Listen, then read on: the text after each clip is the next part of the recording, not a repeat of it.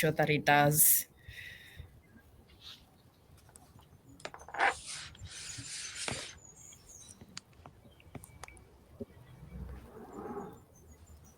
Okay. Yep, we're here. Oh, fantastic. Oh my gosh. Thank you so much. Hi, everyone. Thank you so much, ladies, for being so patient with me. We were having serious technical difficulties today, and we were supposed to go on live at 7, but this is like 40 minutes late. I know I picked the right bunch because they've been so patient and giving me tips and everything. So I'm really, really grateful. We're starting a bit late. We're streaming on the Women in Leadership page, but we're also going to be sharing it everywhere else.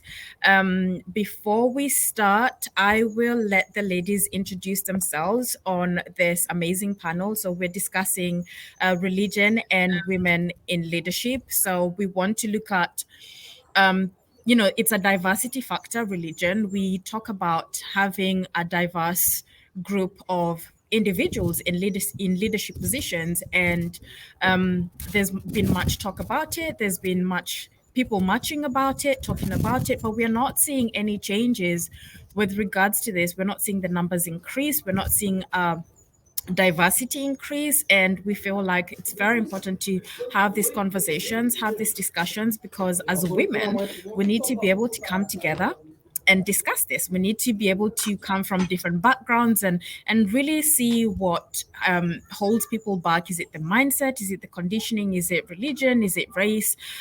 This is a place where we will talk about anything. And as you can see, the ladies that I have on here are not scared to talk about anything, which I absolutely love. All you have to do is just go and have a look at their websites and their Facebook pages. You will get an idea of what they do.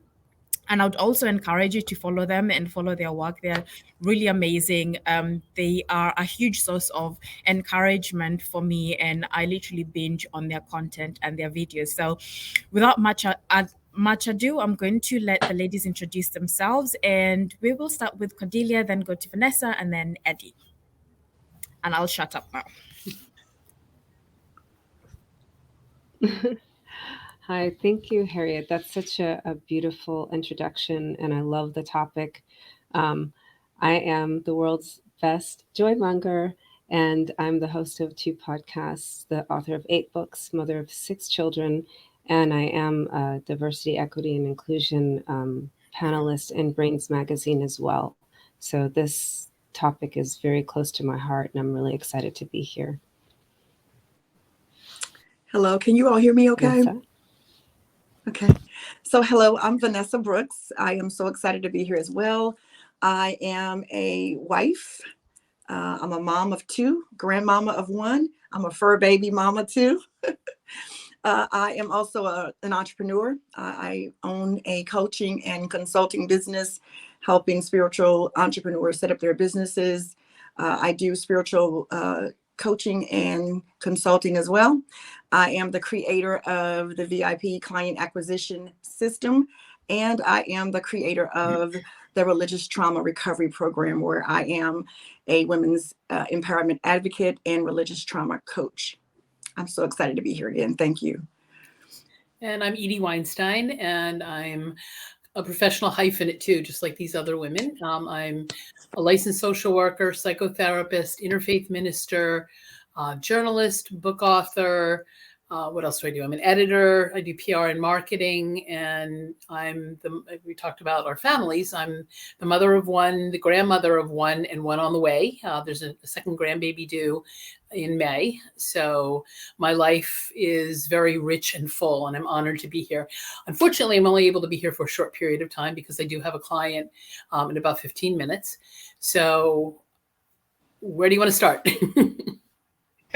Awesome. Thank you so much. So I want us to start by actually just briefly outlining what religion means to us. And we'll start with you, Edie, and then we'll go to Vanessa and then Cordelia, because I think it's so important for everyone to know where we are approaching this from, because religion means so many different things to everyone. And I think it's important for us to lay the groundwork. Okay, well, I differentiate between religion and spirituality. To me, spirituality is a direct connection between my heart and the God of my understanding. And I was raised Jewish, went to Hebrew school till I was 16. And in 1999, I was ordained as an interfaith minister. So this nice Jewish girl becoming a minister, there's a long and varied journey. Religion to me seems to be about doctrine and dogma, all the thou shalt nots, all the rules and structures in the box that we put spirituality in. And what I say is that love is my religion and God is too big to put in a box. I could really just say ditto. But just briefly, I was born and bred Baptist / Pentecostal holiness Christian all my life. I was an ordained pastor, apostle, breaking all kind of Christian rules, even in that, because women are not even supposed to preach. But I have since evolved out of religion. So for me, and I did mention before, I am a professional pastoral counselor. So and I'm a first year doctoral student working on my mental health doctoral degree, because I want to look at this very topic of women in religion and leadership. But anyway, so I agree with Edie in that religion seems to be about doctrine and dogma and patriarchy and the misogynistic oppression of women.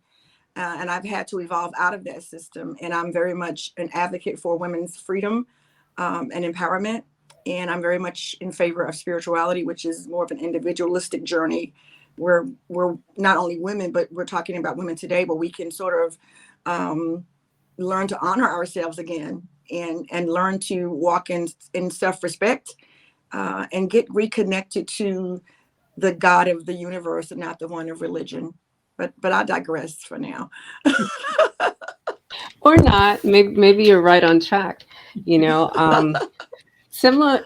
Man, Harriet, how did you know to like put us all in the same panel? This is so awesome. Do you know what? Like my heritage, I come from Anglican missionaries, believe it or not, and I selected Islam for myself as an adult. And interestingly enough, and probably contrary to popular belief, I view that although Islam does have a book, I experience it as a spiritual practice. Um, I don't really relate to it as a religion. I know, like, if you look it up, it would be considered one of the three Abrahamic faiths, and it is a religion. Um, but I feel so much freedom in Islam that to me it's just it really is a spiritual practice. I feel a deeper connection to my Creator, and I feel more freedom to connect to other human beings that way. Um, but again, like I said, I chose Islam. I wasn't born Muslim, so like people who were born Muslim may like experience it differently, but that's my worldview. Thank you so much, ladies. It's very interesting to just hear the different thought processes and how we all view religion and how we are all more geared towards spirituality and having the individual journey. And it's interesting to me, Cordelia, that even though you identify as a Muslim, you're more of a spiritual person rather than ascribing to the do's and don'ts, which I find really interesting. And I'm interested in hearing your experience in kind of being an outlier, because that's not what we know of Islam. It's not what we know, and this is the very thing that fascinates me when I watch everything that you do, because it's not a typical Muslim thing to do. So I'm interested in hearing how you actually practice your faith and connect it with spirituality, and how you're able to do what you do and empower women without having the do's and don'ts affect you. And then we'll go to Edie, because I'm very curious of your Jewish roots and how you ended up as an interfaith minister. And I'm interested in knowing kind of like what you went through in between. What were the defining moments for you? and how you actually connect that with women in leadership. And then we will go to Vanessa. I hope you'll all remember this because I'm just flowing with intuition.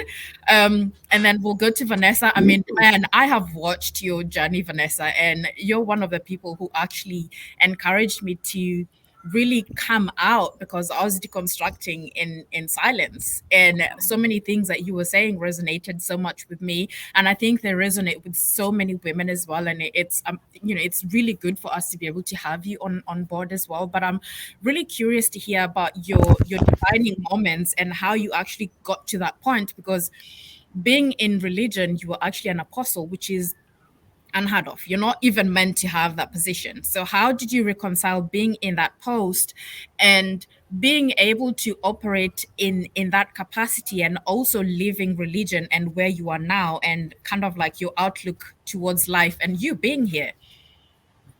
You ready for me now, or I want to going back defer to my time to no. I want to defer my time to Edie because Thank she you. has to go, I need to and so skedaddle, I but will thank speak you. after her. Thank you. So I was born into a Jewish family. My father was raised Orthodox, which is the most fundamentalist, if you want to call it that, form of Judaism. So it might come as a surprise to know that he was in favor of his daughters being actively involved in synagogue, actively involved in practicing the religion at home. We would go to synagogue every Friday night as a family, occasionally on Saturday mornings, because the Jewish Sabbath starts sundown Friday and sundown Saturday. And then on Sunday mornings, he would run a breakfast club for boys. My sister and I broke the gender barrier. We were the first girls. And then after that, our friends started coming to it. A pivotal moment for me was when I was 16 years old. I was in confirmation class, and Jewish kids can get confirmed at 16. And the rabbi was incredibly misogynistic. When he came to our synagogue and my mother met him, she had to say, "My eyes are up here." And so he was looking at the girls, and in the class, the girls felt like second-class citizen, and the boys were always, called on to answer questions. So one day he said to us, "I've decided that in order to get confirmed, you have to do another year. The whole class has to do another year of schooling with me." The girls all dropped out, and guess what? The boys got confirmed. Fast forward maybe 2 or 3 years later, and I came home from college, and it was on a Friday night, and it was in April, and there was a freak snowstorm. So where I live outside of Philadelphia, it doesn't usually snow in April. So my father, my sister, and I went to services. And in the Jewish religion, there needs to be 10 people to say certain prayers. It's called a minyan, M-I-N-Y-A-N, like a quorum. So there were 10 of us, including my sister and me. And my father said, "Okay, we can start now." And the rabbi said, "No, we need 2 more men." And my father said, "My daughters should count." The rabbi said, "That's very nice, and we still need 2 more men." So I was proud of my father for speaking up. But if he really wanted to make a point, he would have said, "We're leaving, and now you need 3 more men." So he wasn't quite ready to rock the boat. That was a turning point for me, where I veered away from Judaism. And what brought me back into it was that I met a rabbi that you would absolutely love knowing about, Rabbi Rami Shapiro. He was in Florida. He's now in Tennessee. And his was the closest to interfaith spirituality that I've seen in Judaism.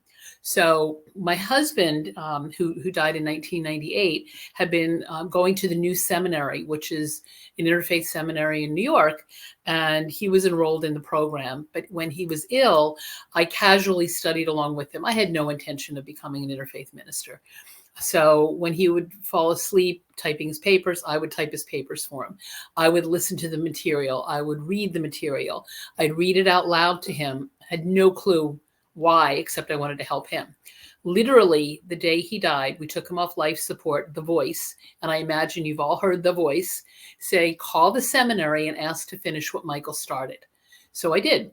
And I spoke with the dean, Diane Burke, is her name. And she said, "You're welcome to join the class and graduate with Michael's class this year on 2 conditions. One is that you're doing it for yourself too, and not just for him. And the other is that you've got to do both years' work simultaneously or wait till next year." Well, because I had studied, the first year's work was easy for me to do. So I was ordained at the Cathedral of St. John the Divine, which is in New York City. And my parents, who were living in Florida at the time, actually came up to the ordination. Now, when I enrolled in the seminary, my mother said, I have a question for you. Are you converting? Because that would have been horrible for my parents. I said, no, I'm expanding my horizons. And she said, okay, we'll be there. So she started calling me her reverend daughter, and I became the family clergy. I officiated at my uncle's funeral, at my parents' funerals, at family weddings. And that was my journey. And the only time I use the title reverend is when I'm signing petitions. When I'm signing progressive petitions, nobody calls me reverend, unless I'm officiating at a ceremony as well. So I'm honored, and I hate to say this, but I've got to jump off the call. But I bless the work that all of you are doing, and I know we're all here for a purpose. And I would love to connect. I mean, Harriet and I have already connected. She honored me by putting me on the cover. I was the cover girl. Which issue was that? Was that January? Yes. March, January. So if you haven't seen her story magazine, I'm the cover girl. And then another dear friend who couldn't be on this call because she's not feeling well, she interviewed her for a future issue as well. So I would love to connect with Vanessa and Cordelia after this. So thank you, and bless you all. Blessings They would love to connect with you. Thank you so much, Edie. Enjoy the rest of your day. Thanks, you too. Bye. Bye. Awesome. So who's going to go next? Do we have Cordelia first or Vanessa? I can go.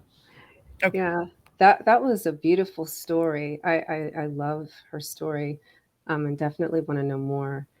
To answer your question, you see, I feel that the do's and don'ts, and I guess this is something that we've all kind of said, comes from the patriarchy. It's really about the interpretation of the human beings practicing the religion, and the structure that makes it that makes it more of a dogma. But for me, I mean, there are things that are proven in other spiritual practices that are already embedded in Islam, right? So, like you've probably heard Wayne Dwyer say that 3 a.m. is the great time to meditate and pray because the heavens are open or whatever. Well, in Islam we have tahajjud. We do pray at 3 a.m. I mean, that obviously it's optional. It's not a requirement. But if you want to expand spiritually, it definitely helps. If you want to manifest stuff, right? It definitely helps. The different points of the sun during the day that we happen to pray at those times. You know what I mean? It's like embedded in Islam. So the way everyone's looking to take really good care of their bodies, and take good care of the earth and animals and everything. We have to eat halal meat, and the requirements of halal is that the meat is taib, and taib means that you have to treat the animals humane during life, and you have to kill them humanely, when you're harvesting their meat at the end of their life, and you say a prayer for that. So it's like anything and everything that is new age, if you want to call it that, or considered some of the practices of other people, is already embedded in Islam. So and even when it comes to we talk about speaking life into our life, right? And praying for things and pulling things from behind the veil. We making dua all day. They're just supplications to manifest things and align our hearts and our minds with our Creator, and keep us mindful of gratitude, and keep us mindful of the rights that other humans have over us. It's a requirement to actually take care of your neighbor. You can't mistreat your neighbor. There and so those are that's my experience of it. I of course, when I go to the mosque, my experience is a little bit different because humans are humans and they practice their way too, right? And so then that's where I experience the do's and the don'ts, and I just smile and wave. It's like, okay, whatever works for you. I don't live like that, but so that's why I am the way I am. And even like in the Quran, it does say, for believing women and believing men, you're to dress modestly and cover your aura, which, this is why women cover their chest and their hair, because this is their beauty. And only, the people who are closest to them get the privilege of seeing those things. And it's supposed to be the same way for the men, but, anyway. And, and at the same time, it's something that if I see a woman and I know she's Muslim and she doesn't wear hijab, I personally don't wear abayas anymore. I used to at the beginning, but I have 6 kids and 2 of them are boys, and running after kids in an abaya, I've ruined a lot of them, so I don't wear them. But if I see a woman that doesn't wear hijab, it's like that's between her and her Lord. Even for my own daughters, when they feel like it's right for them and appropriate for them, whether or not they've reached puberty, because I want them to make that choice consciously. I want them to want to dress that way. And so I don't, that was like one of the first things I did when I became Muslim. I'm like, what? I can always look like I'm a fashion model, because like, you don't even know if I'm having a bad hair day. That's just my private business, And especially when I used to wear abayas, you have on these fancy dresses and like, no one knows that you have on pajamas underneath, So it's like, I can always step out, just put on some pretty shoes and nice hijab and I'm good. So, and other people may have looked at me, back then and even now and say, oh my God, she's oppressed her husband. And I'm not even married anymore. It's like, and my husband actually after September 11th, one of the first things he said out of concern for my safety was, babe, you sure you want to wear that hijab? I'm like, yeah, because I'm not wearing my hijab for people. I was always only wearing it for my creator, So why should I stop? He's going to protect me. And that's what hijab is supposed to do. It's supposed to protect you. So in all cases, the way what you believe and what you feel in your heart is really what you manifest in your life. And so that's why I experience Islam as a spiritual practice. And lastly, everybody and their mother, like, even if they don't even identify as having a religion, how many people know at least one Rumi quote? I know we all do, right? He was Muslim. So, and everyone thinks of him as, spiritual and, spiritually enlightened, right? But he was a Muslim. So that's it. Thank you so much. There's some things that you've actually said that I think I'm going to come back to look at how that would deeply impact women and their access to positions of leadership with some of the perceived restrictions that are there in corporate or in people's perceptions. But I'll go to Vanessa so we can hear kind of like her story and the barriers that she has had to kind of like kick down, not really overcome, kick down, to be able to function in how she does. So I'm grateful that my mama said when I was born, I was born 2 months early. So I've been a trailblazer since birth, to be honest. I have had to matriculate through a very oppressive belief system. Like I said, I was born into a Christian family, so like a lot of people, especially here in the Western world, Christianity is not really a choice. You're just kind of born into it. But I did have my own born again experience at around the age of 25. And so I made a conscious decision to follow Jesus for myself.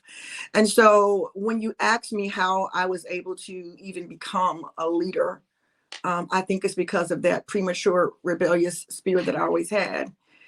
So one of the things I will say is early in my journey of salvation, I always kind of like what my sister just alluded to, my experience at home with God, it never looked like what I would see when I go to church.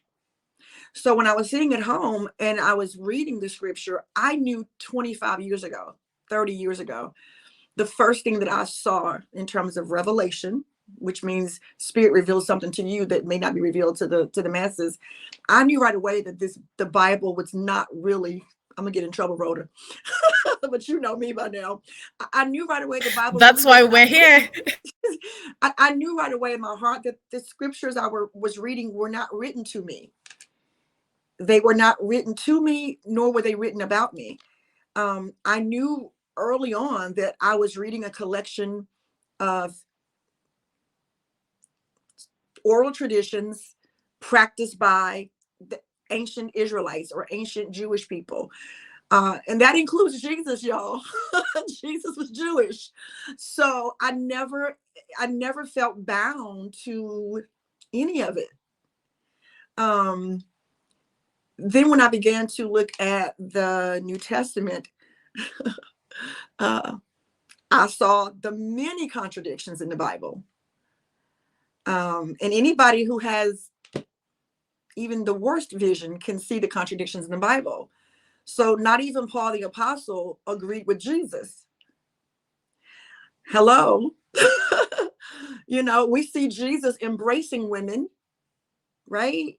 It's clear Jesus is embracing women. Women are actually a part of his discipleship, which unfortunately Christianity does not like to really give honor to that truth, but it is true. Jesus didn't have just 12 disciples. We see Jesus even at the most highest moment of Christianity, which is the resurrection of Jesus. He's given that privilege to a woman. So I saw Jesus treating women completely different than even the apostles did. My other issue with the New Testament, and I was kind of a Pauline preacher, but I even saw Paul the Apostle being hypocritical to his own teachings, because in the book of Corinthians is where he wants women to keep silent in the Corinthian churches, which is what Christians love to throw out at women, which again doesn't apply to me because I wasn't at the Church of Corinth when Paul supposedly said that. I wasn't there. He wasn't talking to me. But then in the book of Romans, you see Paul giving homage to women. And you see in the book of Romans very clearly, if you look at it through a lens of empowerment and not religion, you can see that Paul is actually acknowledging women's leadership in these house churches. He's talking about Phoebe. He even talks about a woman apostle, Juniah. And even Bible scholars have acknowledged that this was a woman apostle. So my thought was, well, I almost cussed. I can't cuss. Okay, Vanessa, get Sure yourself you together, can. girl. Yes, you can. Like, Yes, you can. We was encourage like, profanity on this page. oh, We okay, encourage because it. it keeps my throat chakra clear. So I was like, hell, Paul don't even really, he's not even compliant with his own teachings. So I never had an issue with becoming an apostle, because in my heart, I felt like this calling came from what I called God at that time. So I've been breaking a lot of Christian rules from the time I became a Christian, to be quite honest with you. Now, here's where it gets sticky, because what you've watched and what many people have watched online is this woman apostle who has really had to almost fight her way through this journey of being a woman leader in Christianity, to now having to fight her way out of it as well. So, you know, in the words of Harpo, all my life I had to fight. Yeah, that was Harpo in The Color Purple, right? So I didn't wake up and decide I don't want to be Christian anymore. I think a lot of people look at my journey and say, oh, you just don't want to be a Christian because you want to sin. No, this has been a difficult journey for me because I loved Jesus. I'm gonna get in trouble again. I never loved Christianity. I'm gonna say it one more time because somebody in the back didn't hear it. I loved Jesus. I never loved Christianity. Christianity is historically speaking, Christianity, and I not to be disrespectful, but I feel this way about all three of the Abrahamic faiths. But I'm going to be respectful to my sister, and I'm going to just speak to Christianity because that's what I know. But all of the Abrahamic faiths, from a religious perspective, they're all very misogynistic, which, let's be clear, is the intentional hatred of women. All of the Abrahamic faiths have done an incredible job of ensuring that we be treated as less than human. So let's just be clear. God in all of these religions is a male entity. That's problematic already. Because if we're going to say God is the highest power in the universe, and you've assigned that role to a male gender, you've already told us how you think about us. So we have to talk about the subconscious of a woman, that before we even can say our first word, we are born into patriarchy and misogyny. The Bible that we have been brainwashed to worship gives people permission to abuse women, rape women, kill women, enslave women. Our bodies are thought of as dirty and we should be ashamed. You look at these scriptures and they mock women for bleeding every month in the book of, in fact, the entire Torah. So there's all of these scriptures that have given people permission to treat us this way. And the more I try to stay in the church and stay in Christianity, and the more I try to adhere, the more the higher power was like, hell no. I only use Christianity as a holding cell for you, Vanessa, until you were ready to grow and see what's been hidden in plain sight. So there is no divinity for women in religion. However, if you go back in time before Christianity and before all of the Abrahamic faiths, women were deified. There were women goddesses, and people did worship the goddess. This is just history. You can look in Greek mythology, you can look in African mythology, you can look in Asian mythology, and you can look across the cosmology of globally. And the goddess was always recognized, even within Christianity. Did she just say that? Yes. The early Christians believed in goddesses, worshiped goddesses. And if you read the Bible, the sanctified Holy Bible, you will see a pantheon of gods and goddesses in the Torah, in the Bible. You will. Okay.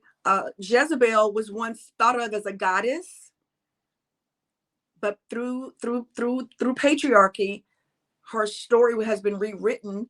So in the Old Testament, we see this powerful queen, because that's what she is. Christians won't call her that, but she is. She's actually double royalty, because she's the daughter of a king, which makes her a princess. And she's a queen because she's married to a king, Ahab. Okay. Christianity won't tell you that she never said that she believed that she was a worshiper of Yahweh. She was Phoenician. Ahab chose to marry someone who did not worship his God. How does Jezebel become the villain in this story? Oh, so I can go on and on and on about how there's been an intentional plot to dehumanize the woman in religion. And I feel like on behalf of my ancestors, my mama who went to her grave believing, my grandmother, my grandmother's grandmothers, all these women who came before me who have been oppressed and raped and beaten through European colonization, who this religion was forced upon my ancestors through European colonization. My ancestors did not worship or serve God in this way. This was forced upon them. And so I have a calling from the higher power that I now connect to avenge the blood of my ancestors and to break the yoke of bondage. So yeah, I do things to push the envelope. I show my skin because I got tired of sitting in church when I would go to church before I was even a leader. As soon as you walk in these Pentecostal churches, they come and throw a blanket on you because your legs are showing or because your arms are out. Listen, the human body should be honored and adored. And in the Christian church, women are always blamed for the sexual temptation of men. Control your hormones, Pastor. Okay, if my arms are making you horny, I'm not the problem. You are the problem. If my luscious lips are distracting you from worshiping God, I'm not the problem. You the problem. Okay, so I'm on a journey to deliberately push the envelope because I need to help free my women, my sisters. All right, I speak to women all around the world. I've been over on TikTok the last 2 months, blowing up over there. And women are absolutely, we were on a call last night, just healing women from all over the country, all over the world, because religion has been used as a weapon of mass destruction against us. We just watched Ketanji Brown Jackson finally get confirmed, but look what she had to go through to get that confirmation. We know that women, especially women of color, we're the most educated women on the planet, but we're the least respected. I'm a doctoral student, for God's sake. I have a master's degree in pastoral counseling, which means I understand therapy counseling at a professional level, and I understand theology because I had to understand theology to get the damn degree in the first place. But yet when I talk to people about what I know, there, and unfortunately it's men of color who do it more than anybody at this point in my journey, who are still casting stones at me, who still, rather than have an intelligent, intellectual conversation about the history of religion, the facts, the data, they don't want to do that. They just want to call me a witch. They just want to call me a Jezebel. They just want to call me names because you lack the intelligence to have this conversation with me. So you're resorting back to the trauma of your ancestors, post-traumatic slave syndrome. Let's just oppress the woman because we don't know what else to do with her strength. Well, I'm not afraid, and I'm going to stand up, and I'm going to fight to help us get our freedom because we don't have it yet. Thank you so much for sharing that, Vanessa. And, looking at both of you, you're both on different spectrums, but you still empower women and are leaders by your own right in how you're leading and everything else. So I'm just curious with regards to what Cordelia said.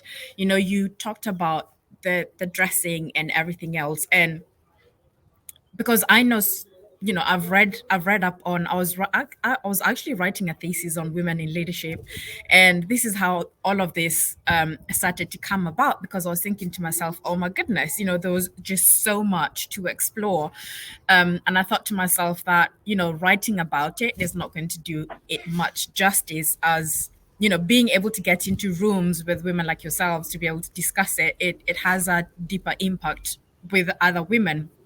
So you speak about covering up and how that empowers a woman. And in contrast with us recovering from Christianity, we want to show skin because we were demonized for showing skin. And I find that this is really curious, and I want us to be able to explore this a bit more, because I think there's different perceptions, but at the end of the day, it's about how women choose to show up. And we as women should not be restricted in how we choose to show up, and this should not count against us if we want to go for positions of leadership. So if you want to show up with your pajamas underneath and your clothes on top, you should be able to do that That's comfortably. right. And if I Yeah. show up with a really, short fitted skirt, I should be able to show up as I want to.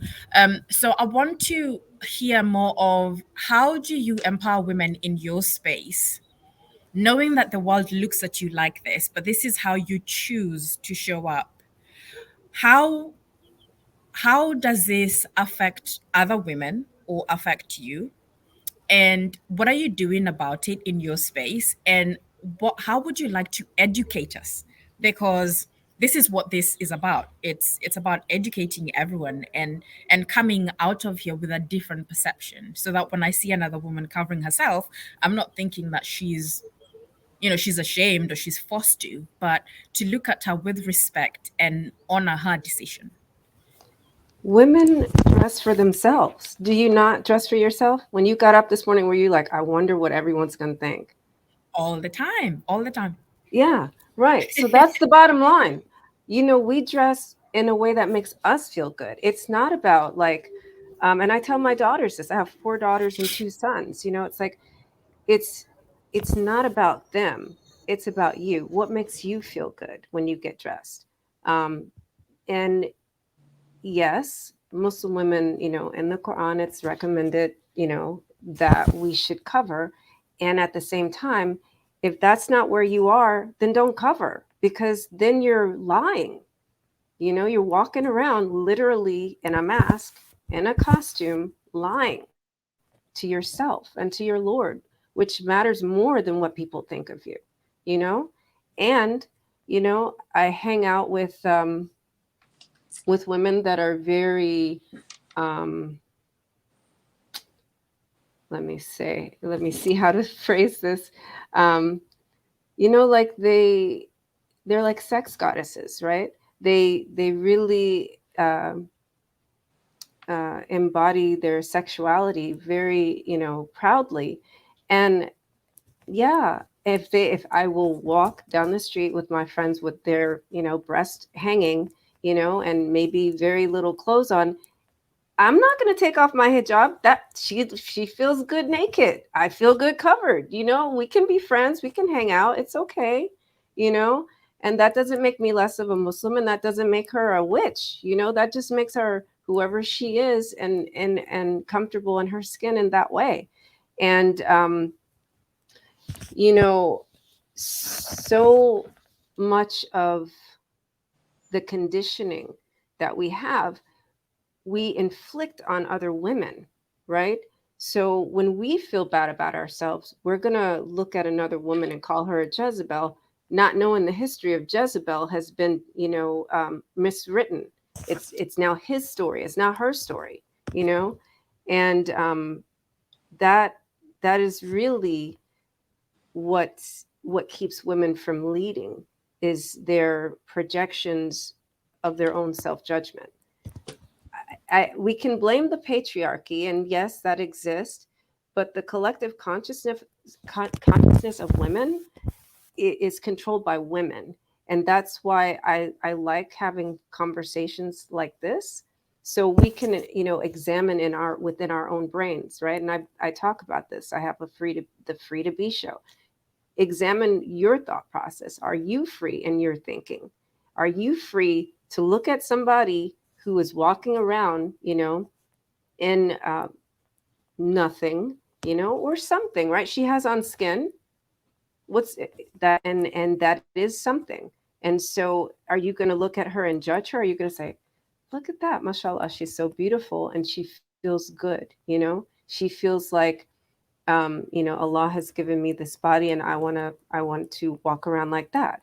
Or, whatever it is that she believes. It's about valuing the content of another woman's character, is really what we're talking about here. And that's what the patriarchy has taken away from all of us, because the minute that we buy into the conditioning of the current collective consciousness, we're already at a loss. We're already divided. And that's what keeps us out of leadership, because it's easy to conquer when we're divided, you know?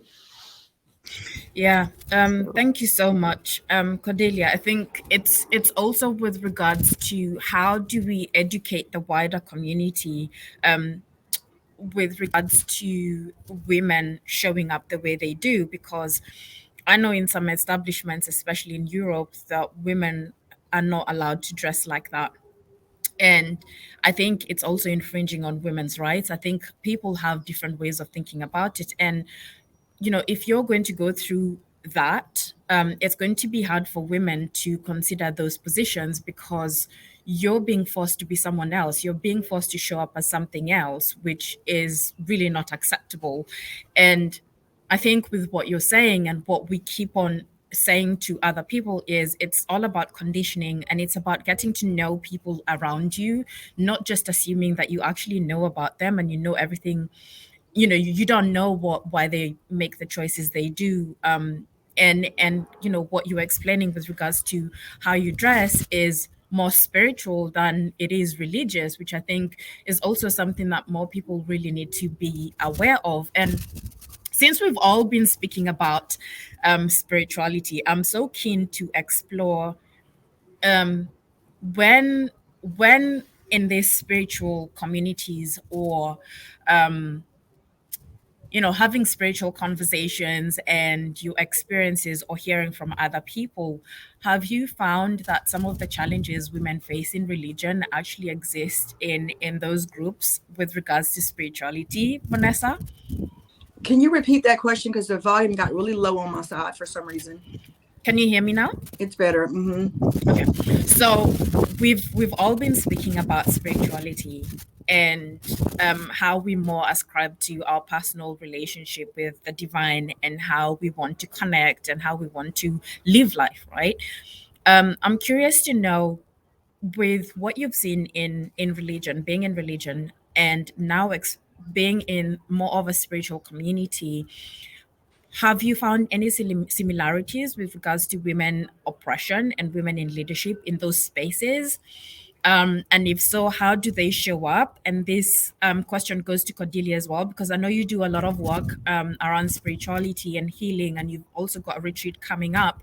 So I'm just curious to know the things that actually show up, because we're talking about what prevents women from being able to get into those spaces and rising up into positions of leadership. So what exists in areas of conditioning that you've seen in the spiritual community?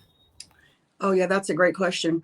Yeah, I think it still shows up, because I think conditioning is a topic that we need to really understand, and how easy it is to be brainwashed and not know that you're brainwashed.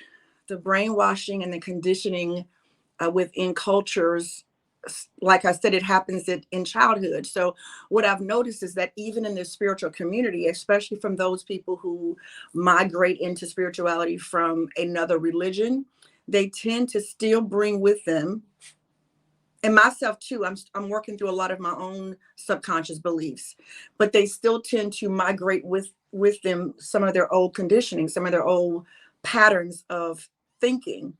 So I've still seen in certain spiritual communities this disregard for female leadership.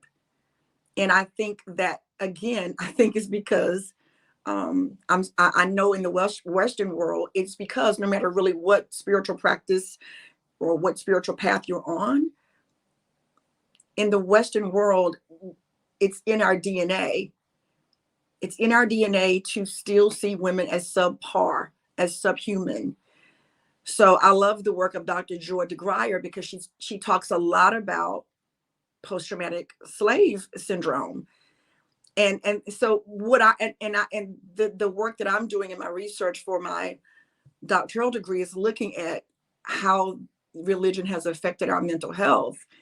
And that would include our psychology So I have noticed even in the spiritual space, a lot of men in the spiritual community, they're still very much, or at least that's my perception, that they're still a little bit threatened by my presence.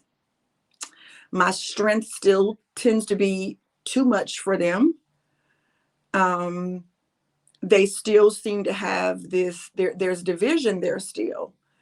And so it's going to take us having these conversations, the one that we're having today, conversations like these. And we have to learn how to communicate, which includes listening to people who are not like us. And then there's going to have to be personal responsibility from men and from women. We're going to have to acknowledge that there has been, again, this systemic plot to dehumanize the woman. So, I mean, this is systemic. It's just like racism. So misogyny is systemic as well. So when you go into corporate America, women still are not paid the same thing men are, even though women are more educated than their male counterparts. Even when women do get into leadership positions, I'm speaking from experience. Not only was I a pastor, so I'm a woman leader in the church and a man's role, but even in corporate America, when I was program manager within the Department of Social Services, there still was this thing, even among women, there are some women who don't even honor the leadership within women because of how they've been taught. So it's going to take education. Is the only way for us to heal this. We need diversity training. People need to understand the systemic oppression of the woman, and women need to understand it as well. Because I agree with my sister, even though there is this history of patriarchy, at some point, it's 2022, y'all. It's not the first century anymore. It's not 1619 anymore. So at some point, the woman as a collective is going to have to rise up and say, we can choose to either keep letting history repeat itself through our cellular memory, or we can heal that and we can decide to walk in our power. Because I'm going to tell you, my mama used to say this too. People can only treat you the way that you allow them to treat you. So for me, I came out of corporate America and started my own business. To hell with y'all. It's just, so we've got to stop playing the victim at some point. And I think women are going to have to be able to come together, which is why I love this panel, because even though we're coming from different backgrounds and even our current spiritual paths may be different, I still honor the divine feminine in each one of you. And we're going to have to learn how to operate in inclusion. If we want the world to respect us as individual units, we got to respect each other. So that's what I'm an advocate for. I'm an advocate for inclusion. And then women have to be each other's support systems as well to end this. We've got to stand together and say, it doesn't really matter what your religion is. Are you qualified to be a leader based on the requirements of the position you're trying to get? That's the conversation we have to have. Are you qualified? Can you do this job efficiently, effectively? So we have to get our voices out there, and we have to show the world that we're not going to play the victim, and we're not going to accept, the treatment that we've accepted in the past. And when we do that enough, the world, the universe is going to eventually change, y'all. It's already changing. That's why we feel the pressure, the tension we feel is because the earth is evolving herself. We're pushing out the old energy. There's a birthing taking place. And so there's going to be some resistance. But I see change, and I'm hopeful. I'm hopeful that change is not coming, but that change is actually here. And then I'm done. But what I'm trying to do is I'm trying to leave a legacy for my daughter, who's 23, so she doesn't have to come down the same path that I took. I want to also leave a legacy for my grandson, so he can learn how to honor the women in his life. So each of us as individual women, let's make sure that we're leaving some level of legacy. Let's make sure that we are introducing change on whatever level we're able to introduce it. Okay. Katanji is doing it at a higher level than I am. But if we all do it at our level, we're gonna see massive change. Thank you. Yeah, definitely. Cordelia. Yeah, I totally echo that. It's like women are visionaries. It's just a matter of whether or not, we're allowing ourselves to heal enough to be a collective, and change the consciousness. Like you, I have 4 daughters and 2 sons, and so we have to be role models and be different. In Islam, the first, like not even in Islam, in humanity, like the first university was founded by a Muslim woman. She was an heiress in the 9th century in Morocco, right? The people who compiled and wrote the Quran were the wives of the Prophet Muhammad, peace be upon him. So it was women at the forefront of education in humanity. Okay. And that's something that no one talks about. Even Muslims don't really talk about that. And in fact, when Islam came to the peninsula, women were chattel. They were literally chattel. And the covering of women gave them dignity and station and inheritance, which is how in the 9th century a woman could found the first university, you see? So, but no one's going to tell you that story. And now we have an opportunity to reclaim her story, right? Not his story, but her story. That's so great. That's the name of your magazine, And there's all these women leaders throughout humanity. How could women not be leaders? We're mothers. Like we create humans. I mean, obviously it's like, there's something else going on there, but it's like humans come through women. So we have to be the leaders, and that's also because humans come through us. That's where the healing has to be. And we know on a cellular level, because one of the things that I took on when I became Muslim is the study of Islamic medicine, traditional medicine. So, on a cellular level, we have that available to us. And there are so many ancient traditions that I see women welcoming in. I have friends who are pastors. I had Warren Stewart on my show earlier this month, and he did a whole series about the masculinity of Jesus and to the education of men to reverse their toxic masculinity, which is prevalent and, holding the patriarchy. So his way of dismantling the patriarchy and holding up women, especially women of color, is through teaching men that y'all want to be like Jesus? Guess what? Jesus won like y'all, And that's one of the reasons I became Muslim, because I knew that there was more to Jesus than what was in the Bible, And so there's like a lot more. I learned a lot more about Jesus being Muslim than I ever did as a Christian. Of course, now I know you, Vanessa, and I know Warren, so I'm learning like under Christianity, there is actually information out there. But and the other thing I was going to say is like even in the Quran, there's like a whole chapter which was originally in the Bible called Miriam, and who's the mother of Jesus, right? And she was like she is almost, she actually is on the same level of the other prophets in the Quran. And this is another thing that, isn't really talked about amongst theologians. So just these are the things, these are the steps that we have to take. Education is one thing, but being people who, and I think before we went live, we talked about love as our religion, right? Being people who show up in love. And when you show up in love, you cannot hate somebody else. There should not be xenophobia and misogyny if our religion is love.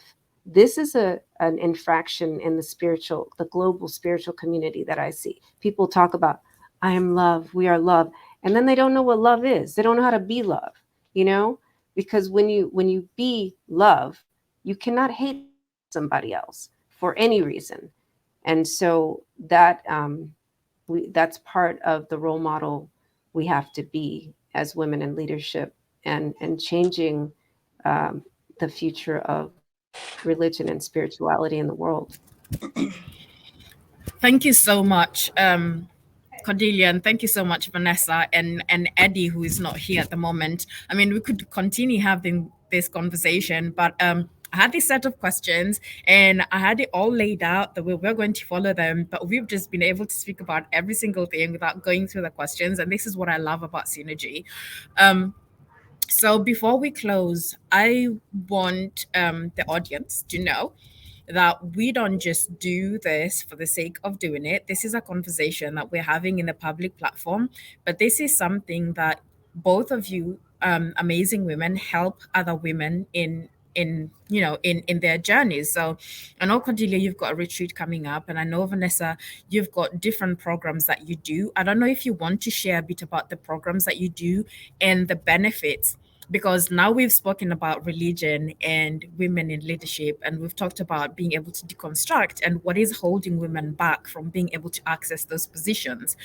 We know one of those reasons is being able to start deconstructing from religion and from society and from conditioning. But women would be curious to know, where can they start from? How do I do this? How, not everyone is as fortunate as us, who are just like renegades. You just go in there and in that little room and you lock yourself in there and it's just you and God until you get your breakthrough. Not everyone is like that, and it's for very good reasons, because in life you've got trailblazers, and then you've got people who actually go through the path and then they come back and they help other people through the path. And we just happen to be one of those women. So I want you both to share about the work that you do and how you can help the women in wherever they are and in their journey, because we all need that assistance, we all need the help, and we just don't want to be having panel discussions and then we just go and forget about it. We want the women to know that there is help after this. There's something that you can do. There's practical steps that you can take to start working on yourself to get into those leadership positions. It's about being proactive. So I want both of you to share about the work that you're doing, how they can reach out to you. I'm going to get the links from you as well and share it on all our sites, so that people can know that this is where they can get in touch with you and have a follow-up. So we'll start with you, Vanessa, and then we can go to you, Cordelia. Sure. So I've got two main programs that I serve women with. The first one is the Religious Trauma Recovery Program, because we know that unfortunately women of color don't go to therapy as often as other people groups. So I, with my rebellious self, kind of packaged up counseling in a program. And so what I've done is created a program. It's a step-by-step program that, first of all, I introduce women to religious trauma, because right now that terminology is not used very much in our communities. When I say our communities, I mean women of color. It just hasn't catched on yet. So religious trauma syndrome is going to eventually be an official diagnosis in the DSM. They're working on that right now. So I've put a recovery program together, and what that does is it introduces the student to, or the client to, religious trauma. They need to understand what it is, what the signs and symptoms of it is, such as some of the symptoms include the ability to make decisions. A lot of women who are traumatized by religion are dealing with indecision, and they're dealing with low self-worth and low self-esteem because their religious values teach them not to really honor themselves. So we walk them through that portion. Then the next part of it is just doing self-discovery work where they learn how to discover themselves, find their true purpose. And I teach them how to heal trauma, how to do self-healing techniques, because trauma is a real thing. So there's that part. We teach them how to do critical thinking, how to do critical research, and we teach them even the basics of biblical studies so they can really understand or maybe find a healthier way to connect to God. The other program is for women like me who are rebels, spiritual rebels. When you have gifts that don't comply with the church, like mediumship, like tarot reading, like Reiki healing, energy healing, all these things that are taboo in the church. You are preaching as someone up in here. I I'm just told you to preaching. tell about I'm your services. preaching It's real good. yeah. So I felt inspired to, because I've been running my own business for so many years, and women kept asking me, how do I do that? How do I take my gifts and still use them without feeling ashamed? And is it okay to use my gifts and make money? Hell yeah, it's okay. So my program teaches these women how to turn their business into a six-figure empire using their spirituality and their gifts. And so that's the second program that I offer, because again, my job is to empower women and to raise them up as leaders, because many of them have been rejected by the church, and these women go home and they go home shamed, because they think that something is wrong with them, because they have the ability to tap into energies that have crossed over to the other side, and these women have been given all types of horrific titles to demean them and to suppress their gifts. And I'm here to say, listen, the God that I know, the God that I have rediscovered, doesn't hate you, isn't ashamed of you, doesn't think you're dirty, doesn't think you're evil. All right. The God that I've come to discover has created wealth and abundance in the earth and wants women to have their fair share of it. And in 2020, when COVID hit, my business went through the roof, because a lot of these women were not in church, and they had an opportunity to see just how broken they really were. And that was the year that I put this program together to teach women how to not only recover from the trauma of religion, but how to monetize their gift. The Bible says your gift will make room for you, and I teach them how to do that. Preach, sister. Yes. I'm right there with you, especially monetizing the spiritual gifts. I think this is one of the things that many people struggle with. I know I had to struggle with this, but I just said fuck it. Yep. I have to eat.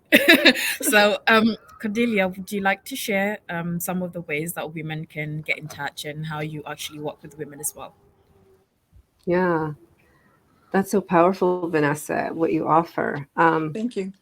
So there are two ways that I work with people. I work with people one-on-one in coaching, and then I also offer experiences, right? That are also known as retreats. And so this is just I'll talk about the Hawaii Replenish Me experience.